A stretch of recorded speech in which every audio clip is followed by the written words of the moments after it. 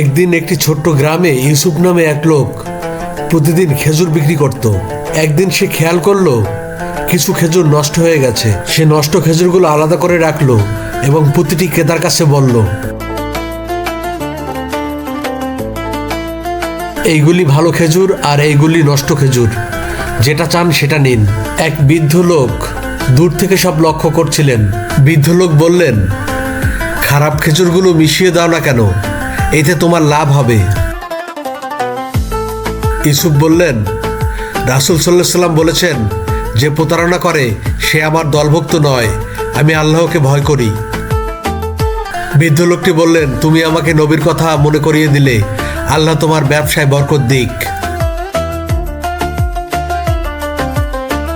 এরপর থেকে ইউসুফের দোকানে ছিল বাজারের সবচেয়ে বিশ্বস্ত জায়গা। সততা ইসলাম ধর্মের মূল শিক্ষা।